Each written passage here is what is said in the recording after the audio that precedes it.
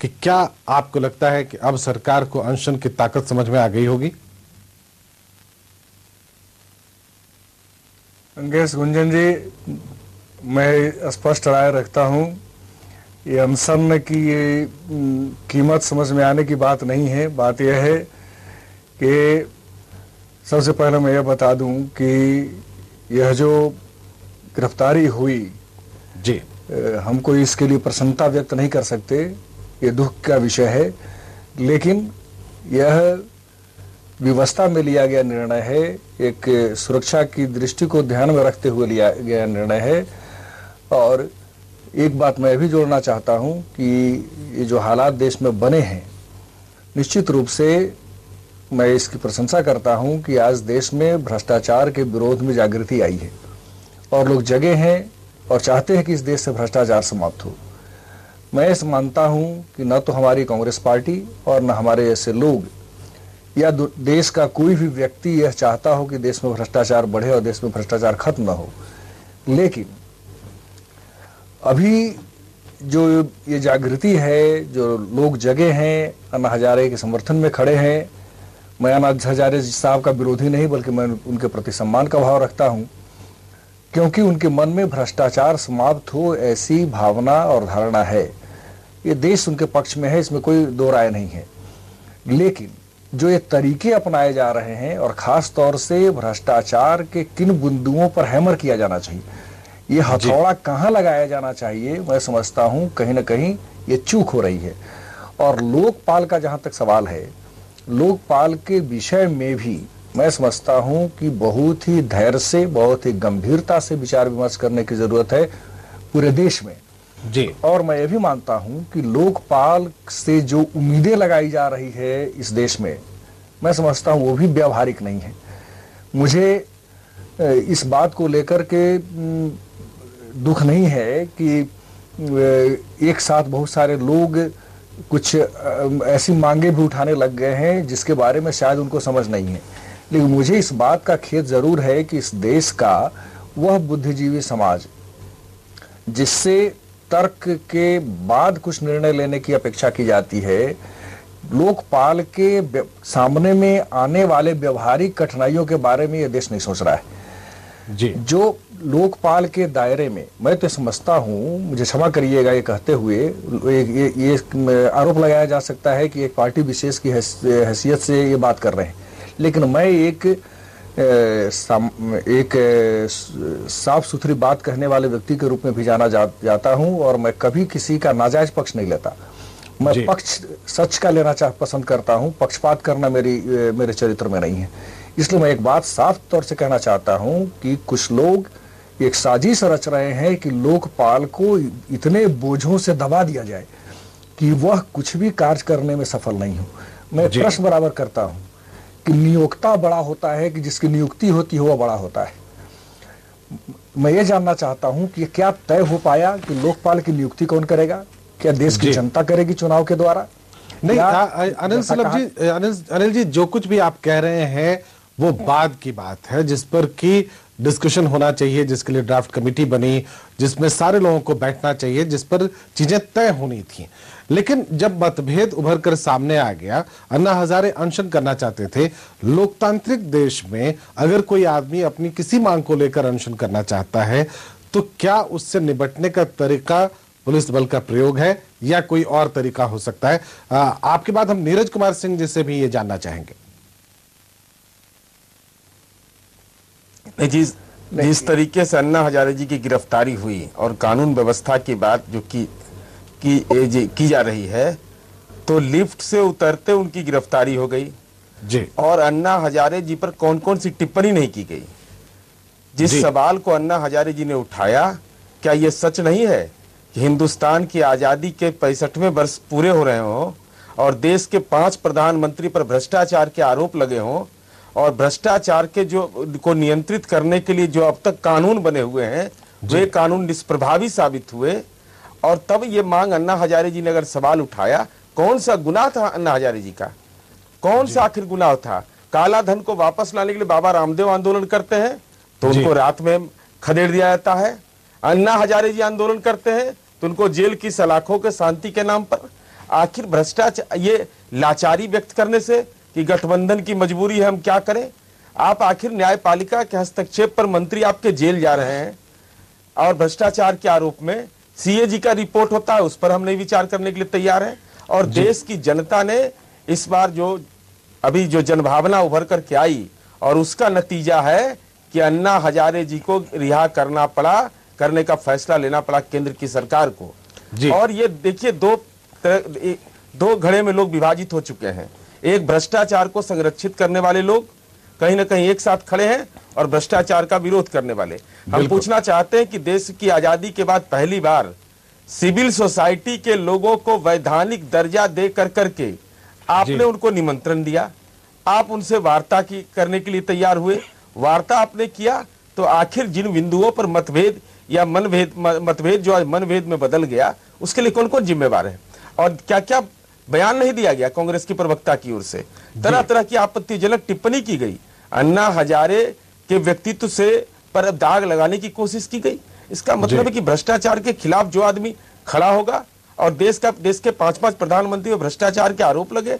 आज यह आरोप लगता है कि देश का अरबों रुपया, खरबों रुपया विदेशी बैंकों में जमा है और उसको वापस लाने की कोई बात करे, आंदोलन इस सवाल पर करे, तो उस पर सीबीआई जांच कराओ, उस पर यह कराओ। भ्रष्टाचार। नीरज जी आप हमारे साथ बने रहिए, अनिल सुलभ जी आप भी हमारे साथ बने रहिए, इस चर्चा को हम आगे बढ़ाएंगे, लेकिन अभी हमको एक छोटा सा ब्रेक लेना पड़ेगा।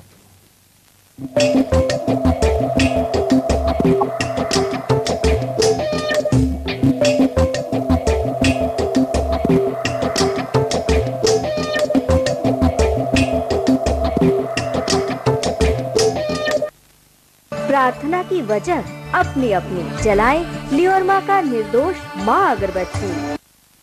MBA, banking, railway, SSC, engineering, medical एवं strong foundation specialized institute for AIEEE, Raja Bazar 0612-326-5565, Boring Road 0612-326-5566, Kankarbagh 0612-329-6974।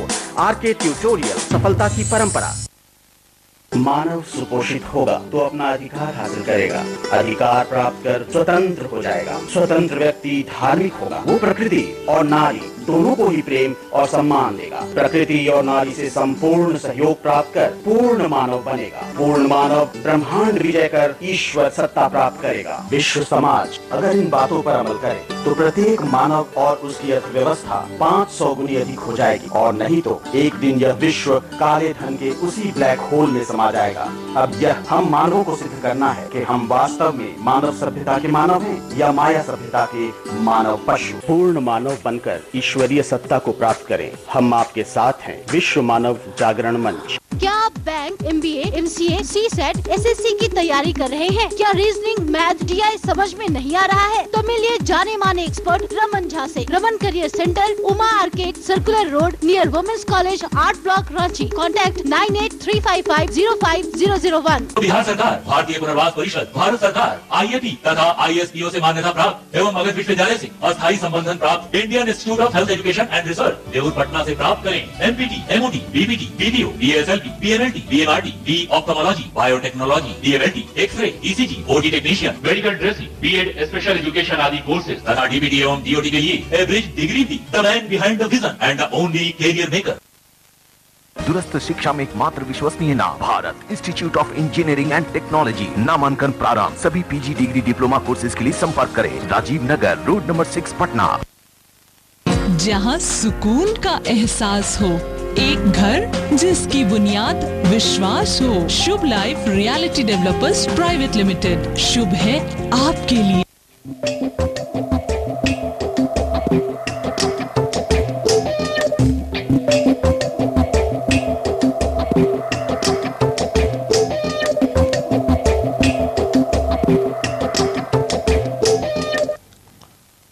Welcome back. अन्ना की गिरफ्तारी को लेकर झारखंड के सियासी गलियारों में भी सरगर्मियां रहीं। बयानबाजियों का दौर शुरू हो गया, पुरानी दोस्ती में दरार आनी शुरू हो गई, साथ ही शुरू हो गया अन्ना के अनशन पर सियासत। भ्रष्टाचार और मजबूत लोकपाल बिल के पक्ष में अन्ना के आंदोलन को लेकर सूबे की राजनीति गर्मा गई है। कल तक अतिक्रमण के मामले पर प्रदेश बीजेपी को घेर रही कांग्रेस को अन्ना के अनशन ने बैकफुट पर ला दिया है। आलम यह है कि अन्ना के जन लोकपाल बिल को लेकर मिल रहे जन समर्थन से कांग्रेसी खेमे में खलबली मची हुई है और यही वजह है कि दिल्ली से लेकर रांची तक कांग्रेसी नेता अन्ना को घेरने की कोशिश कर रहे हैं। सूबे से कांग्रेस के एकमात्र सांसद और केंद्र सरकार में पर्यटन मंत्री तो अपना भाषाई संतुलन ही खो बैठे। सुबोध कांत सहाय ने अन्ना को इलाज कराने की नसीहत तक दे डाली। अन्ना हजारे रांची में ले आए, उनका इलाज कराए उनके लोगों को कि आंदोलन करने का इतना शौक है तो दूसरे रास्ते जितने हैं चुन लो। आज तक मैं बोला नहीं था, लेकिन मैं भीतर से इतना अंदर से कहिए कि गुस्से में हूं कि ये आदमी किस हद तक पागल हो गया। सुबोध कांत के बयान पर बीजेपी ने तीखी प्रतिक्रिया दी। मुख्यमंत्री अर्जुन मुंडा ने केंद्रीय मंत्री को संयम रखने की सलाह दी और अन्ना की गिरफ्तारी को लेकर कांग्रेस को आड़े हाथों भी लिया। अन्ना हजारे जी की गिरफ्तारी न केवल करप्शन इश्यूज के ऊपर में, भ्रष्टाचार के मामले में, बल्कि अब ये मामला जिस ढंग से गिरफ्तारी की गई है और जिस ढंग से एक स्वतंत्र नागरिक की आज़ादी छीनने की कोशिश की गई है, मैं समझता हूँ कि ये लोकतंत्र पर ही बहुत बड़ा खतरा है। लोकतंत्र पर इस ढंग से कोई भी व्यक्ति को मनाही नहीं है कि वो अपना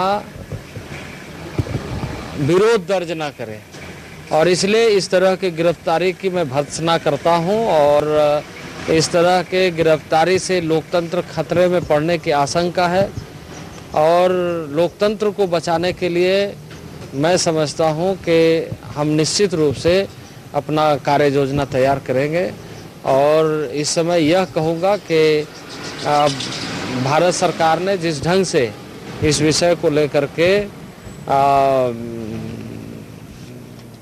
कोशिश की है इसे रोकने की, ये बहुत ही गलत कदम मैं मानता हूँ। एक भारत सरकार के मंत्री को इस तरह का वक्तव्य शोभा नहीं देता। सूबे में कांग्रेस की सहयोगी पार्टी जेवीएम भी अन्ना के मामले में उसके साथ खड़ी नहीं है। पार्टी ने साफ कर दिया कि गठबंधन मुद्दों पर आधारित है और अन्ना की गिरफ्तारी की पार्टी निंदा करती है। जहां तक प्रश्न समन्वय का है या गठबंधन का है तो राजनीति में कोई अस्थायी व्यवस्था नहीं होती है। हमने चुनाव में, विधानसभा के चुनाव में मुद्दों के आधार पर उनके साथ गठबंधन किया था, लेकिन इस मुद्दे पर बिल्कुल सहमत नहीं है। अन्ना हजारे की गिरफ्तारी का हम प्रबल विरोध करते हैं। लोकतंत्र में सभी व्यक्तियों को अपनी बात रखने की आजादी मिलनी चाहिए। अन्ना के अनशन और उसके बाद शुरू हुई राजनीति ने पहले से ही कमजोर दिख रही प्रदेश कांग्रेस की मुश्किलें और बढ़ा दी हैं। भ्रष्टाचार और मजबूत लोकपाल बिल के पक्ष में अन्ना के अनशन को लेकर अब दिल्ली से लेकर रांची तक राजनीति तेज हो चुकी है। आलम यह है कि इस मुद्दे पर कांग्रेस को न सिर्फ बीजेपी के घड़े में खड़ा कर रही है, बल्कि सूबे में उसकी सहयोगी रही जेवीएम भी उसके साथ नहीं नजर आ रही। कशिश के लिए रांची से कैमरा पर्सन राशिद इकबाल के साथ मनीष मेहता। हमारी चर्चा में कृष्ण बिहारी मिश्र भी शामिल होंगे और जो झारखंड के एस्पेक्ट को रखेंगे। पटना स्टूडियो में नीरज कुमार सिंह एमएलसी जेडीयू वो शामिल हैं और अनिल सुलभ साहब हैं जो कांग्रेस के नेता हैं। हम इनसे बातचीत कर रहे हैं। हम जैसा कि ब्रेक से पहले हम चर्चा कर रहे थे कि जिस तरह से सरकार ने उस अन्ना हजारे को रोकने की कोशिश की, उसके बाद जो प्रतिक्रिया हुई, क्या सरकार को मैसेज मिल गया? हम अब ये जानना चाहते हैं कि अनिल सुलभ साहब ने कहा कि उनका सम्मान है, उनके मन में तो है कम से कम, तो क्या, लेकिन अगर ये सम्मान है, कांग्रेस के मन में भी वही बातें हैं जो आपके मन में है, तो फिर कल अचानक आरोपों की बौछार क्यों कर दी गई उन पर? क्या इसका मतलब ये मान लिया जाए कि जो भी इस तरह की मांग उठाएगा, जो भी भ्रष्टाचार के खिलाफ खड़ा होगा, उसको ढहा देने की कोशिश होगी, उसके खिलाफ पूरा तंत्र लगा दिया जाएगा ताकि वो चुप हो जाए? नहीं गंगेश जी, मैं इस बात से सहमत नहीं हूं और मैं एक बड़ी विनम्रता से निवेदन करना चाहता हूं कि जब कहीं कोई बातें उठाई जाती हैं, कुछ बातें कही जाती हैं, कोई प्रश्न पूछे जाते हैं तो लोग उत्तर भी देते हैं जी।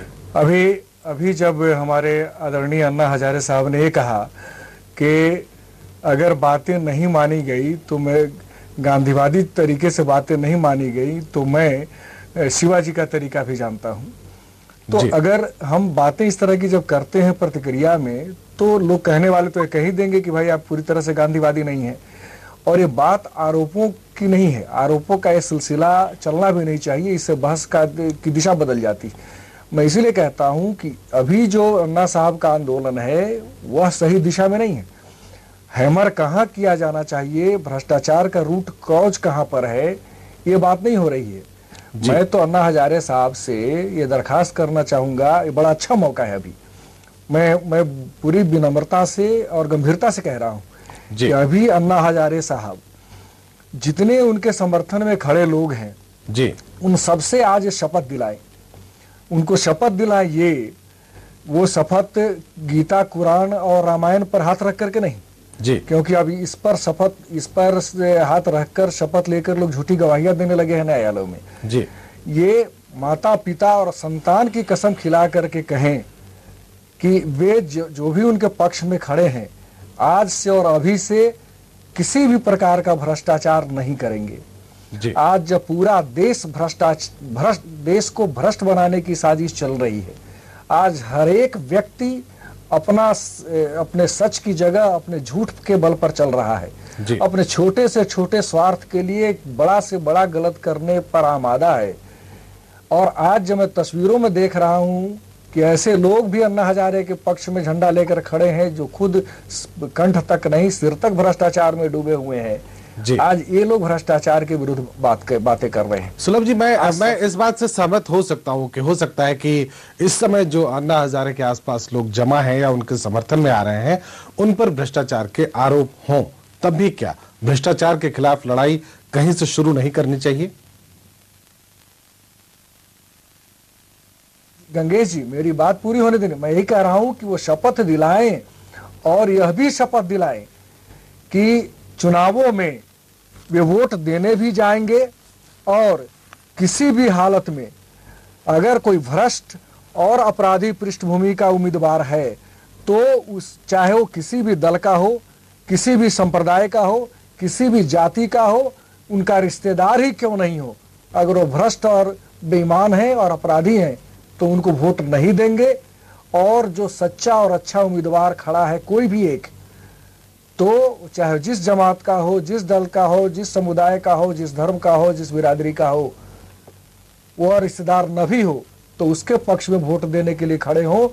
समस्या यहाँ पर है गंगेश जी, ये पूरे भ्रष्टाचार के जड़ में जो तत्व हैं, इस देश के सार्वजनिक जीवन में जो भ्रष्टाचार व्याप्त है उस पर नियंत्रण करने की शक्ति राजनीतिक शक्तियों में है।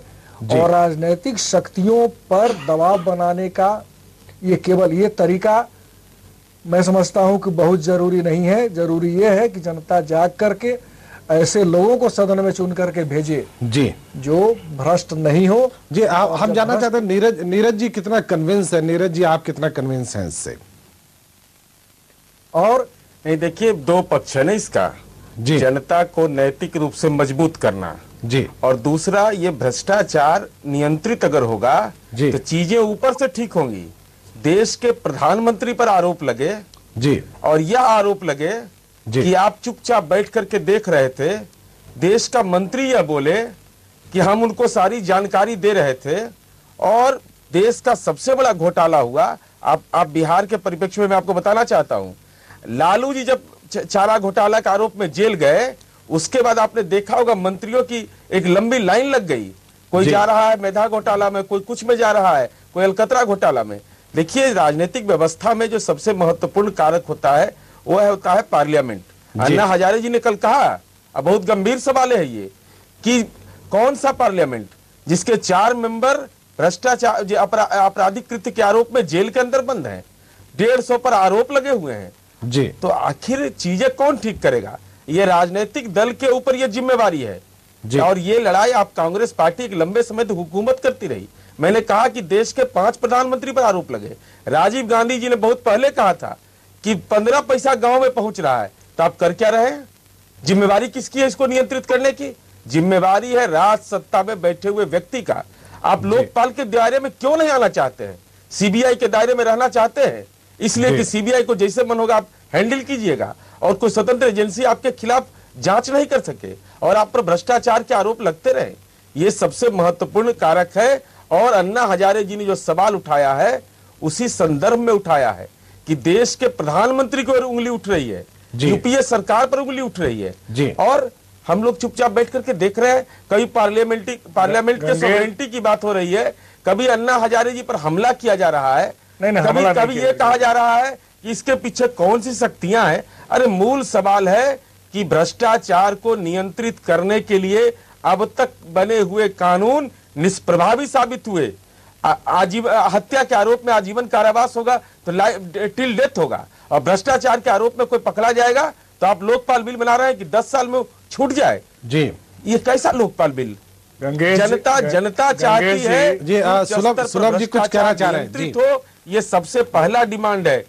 गंगेश जी, मैं ये कहना चाह रहा हूं कि अगर सीबीआई और दूसरी संस्थाएं प्रभावी नहीं होती तो लालू जी जेल नहीं जाते। नहीं, न्यायपालिका के हस्तक्षेप से गए। न्यायपालिका ने कहा सीबीआई जांच कोई संस्था है ना, न्यायपालिका ने कहा, सरकार ने कहा। न्यायपालिका नहीं अगर कहा, कोई संस्था तो है अभी, वह संस्था तो है जिसकी वजह से भ्रष्ट लोग जेल जा रहे हैं।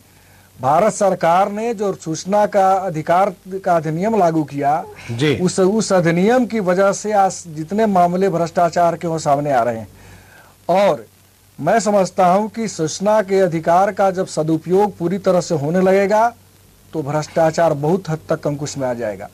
और अगर दूसरी संस्थाएं निष्प्रभावी हो गई हैं तो लोकपाल ऐसी कौन सी संस्था होने जा रही है जो इतनी प्रभावशाली हो पाएगी?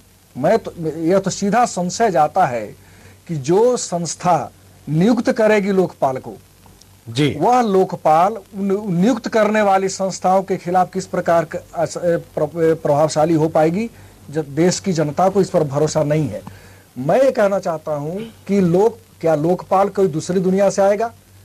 कोई व्यक्ति या कुछ संस्थाएं जो लोकपाल को चलाएंगी वो क्या दूसरी दुनिया के लोग होंगे? वो क्या कोई फरिश्ते होंगे जिनको भ्रष्ट नहीं बनाया जा सकेगा? और अगर उनके परिधि में, उनके दायरे में प्रधानमंत्री जैसी शक्तियां होंगी, न्यायपालिका जैसी शक्तियां होंगी, बड़ी शक्तियां होंगी, तो क्या उसको भ्रष्ट बनाने की कोशिश नहीं करेंगी? अपना भ्रष्टाचार छुपाने के लिए व्यक्ति किसी भी कीमत तक जाएगा, कोई भी कीमत देने के लिए तैयार होगा और कोई भी व्यक्ति भ्रष्टाचार के दायरे में आ सकता है। और मैं यह संकेत देना चाहता हूं, भारी अंदेशा है कि अगर खुदा न खास्ता लोकपाल जैसी संस्था अगर भ्रष्ट हो गई तो इस देश में ऐसी अराजकता पैदा हो जाएगी जो किसी के नियंत्रण से नहीं रुकेगी। जी, आपको लगता है कि लोकपाल सुपर कॉन्स्टिट्यूशनल पावर हो जाएगी और उसकी वजह से आगे और ज्यादा परेशानी हो जाएगी, कॉम्प्लिकेशंस बढ़ेंगे? लेकिन हमारा सवाल सुलभ जी जिस बात को लेकर हम चर्चा खास तौर पे कर रहे हैं वो ये है कि जब भी इस तरह की कोई बात होती है, जब भी ये चीजें सामने आती हैं, जब भी कोई विरोध का स्वर उठता है तो उसको दमन करने की आवश्यकता क्यों पड़ती है? उसको दमन करने की जरूरत क्यों है? उसके साथ मिलकर सहयोग करने की बात क्यों नहीं होती है? लेकिन इससे पहले हम झारखंड की बात कर लें। झारखंड में जो गहमा गहमी रही है, कृष्ण बिहार मिश्र हमारे साथ मौजूद हैं। हम उनसे जानना चाहेंगे कि कितना आज जो रिएक्शंस आए हैं खासकर झारखंड में, वो कितना पॉलिटिकल बायस थे और कितना फेयर थे? गंगेश जी, अगर हम झारखंड की बात करें तो यहाँ पर कहीं ऐसा नहीं दिखा कि जहाँ पर राजनीतिक पुट दिखाई पड़ता हो। जी, लोग स्वतः सड़कों पर उतरे, चाहे रांची की बात हम करें, जमशेदपुर की बात करें, धनबाद की बात करें, झारखंड के विभिन्न जिलों में हमने देखा, हमने महसूस किया कि लोगों ने माना कि आज भ्रष्टाचार एक बहुत बड़ा मुद्दा है। पहले भ्रष्टाचार मुद्दा नहीं बना करता था जी, और ना कोई भ्रष्टाचार पर बात करता था। सब यही कहते थे कि इस हमाम में सभी नंगे हैं, इसलिए भ्रष्टाचार पर क्या बात करना, तो बात करो तो दूसरे मुद्दों पर। आज पहली बार ऐसा हुआ कि पूरा झारखंड दिल्ली में अन्ना हजारे के अनशन को लेकर के सजग हुआ और सड़कों पर उतरा। और मैं बतला देना यह भी चाहता हूं कि अन्ना टीम ने जब ये बातें कही कि लोग 1 घंटे के लिए 15 अगस्त को 8 से 9 तक बिजली गुल रखे, लोगों ने बड़ी संख्या में बिजली गुल रखी, जबकि यहाँ पर के लोग कितने आनंदित होकर के रहते हैं। किस प्रकार से लाइन कटने के बाद जनरेटर तुरंत स्टार्ट हो जाता है। बड़े बड़े घरों में मैंने देखे कि जनरेटर नहीं चले। तो हम कह सकते हैं कि आज भ्रष्टाचार एक मुद्दा है। चलो लोकपाल के ही कारण क्यों ना हो, जन लोकपाल के बातों को लेकर के ही क्यों ना हो, लोगों में एक जागृति आई कि भ्रष्टाचार एक मुद्दा है और भ्रष्टाचार पर हम किसी को नहीं छोड़ने जा रहे हैं। अभी मैं सुन रहा था कि जो पटना स्टूडियो में जो दो लोग बैठ करके बातचीत कर रहे थे, वो कह रहे थे कि भ्रष्टाचार के आरोप में फला नेता जेल गए। मैं नाम भी लेना नहीं चाहता उनका। आज लोग पूछ रहे हैं कि वो जेल जाने की बात नहीं, भारत आजाद होने के बाद कितने नेता जो हैं जिनको सजा मिली घोटालों को लेकर, किसी को भी सजा नहीं मिली है। आज जनता ये सवाल पूछ रही है, कल तक जनता ये सवाल नहीं पूछ रही थी। आज किसी ने बताया कि पूछो, आप सरकार से पूछो कि ऐसा क्यों। ठीक उसी प्रकार से कि आजादी के पहले किसी भी ब्रिटिश अधिकारी को जेल की सजा नहीं हुई। सजा की मैं बात कर रहा हूं, जेल जाने की बात मैं नहीं कर रहा हूं, सजा किसी को नहीं मिली। जनरल डायर ने 1919 में जालियांवाला बाग हत्याकांड कराया और उसे भी ब्रिटिश अदालत ने ससम्मान इंग्लैंड पहुंचाया। तो उसी प्रकार से यहाँ की जनता पूछ रही है कि बड़े बड़े घोटाले हुए। बिल्कुल, आप बिल्कुल सही कह रहे हैं कि जो आम आदमी है वो अब ये जानना चाहता है कि वो छोटी सी भी गलती करता है तो उसको सजा मिल जाती है, लेकिन नेताओं को सजा नहीं मिल पा रही है। ये ठीक है कि तात्कालिक उस जब विरोध के स्वर उठते हैं, जब बहुत ज्यादा जनता आंदोलित हो जाती है तो कुछ लोगों को भेज दिया जाता है जेल, लेकिन फिर उसके बाद वो रिहा हो जाते हैं अपनी ताकत को बदलते। हम मनीष मेहता के पास चलेंगे जो इस समय फिरालाल चौक पर मौजूद हैं। हम वहां के हालात जानना चाहेंगे। मनीष, अगर आप तक हमारी आवाज पहुंच रही हो, वहां पर सुबह से काफी गहमा गहमी रही है, अभी कितने लोग मौजूद हैं? क्या जो अन्ना हजारे को रिहा करने की बात है आज, उससे वहां पर लोग जमा हो रहे हैं? खुशी है वहां पे लोगों को?